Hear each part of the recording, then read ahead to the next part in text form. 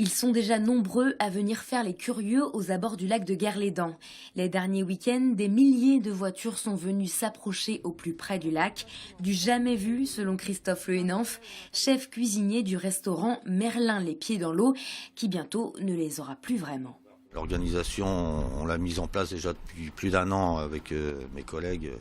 Donc on va mettre des structures chapiteaux extérieurs et tout ça pour pouvoir accueillir des buvettes, des choses comme ça, pour pouvoir satisfaire tout le monde, parce que le restaurant ne suffira pas en lui-même. Ouais. Une chose est sûre, les records d'affluence seront battus. Les cars devraient arriver en masse à partir de mi-mai. Alors pour le restaurant morbihanais le plus proche du lac, l'occasion est trop belle pour mettre à l'honneur les produits du pays. Pour les gens qui remonteront du lac, qui voudront un petit casse-croûte ou une galette saucisse avec des produits un petit peu de la région aussi, qu'on va essayer de mettre plus en avant cette année, bien sûr.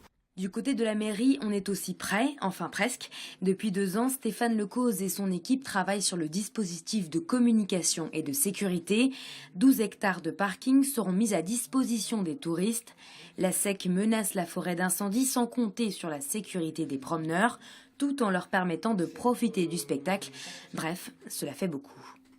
Si je dors la nuit, mais quand je dors pas, c'est à ça que je pense, parce que faut reconnaître que c'est assez stressant.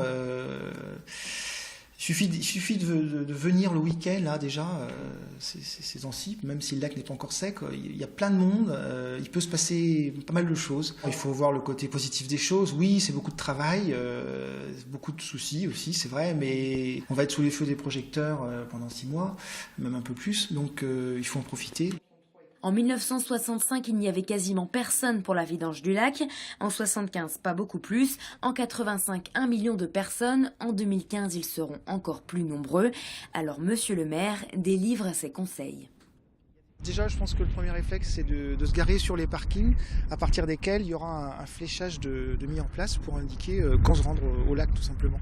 Et je pense que le visiteur, on va dire, qui aime la randonnée, va pouvoir aussi découvrir des points de vue assez intéressants sur le lac. Et donc, il y a le lac en lui-même, c'est vrai, mais il y a aussi tout ce qu'il y a autour qui en vaut vraiment la peine. Le lac continue son assec, encore une bonne trentaine de mètres à vider avant qu'EDF ne réalise des travaux sur les vannes de fond. La prochaine vidange n'est pas encore programmée, mais elle pourrait être réalisée dans 60 à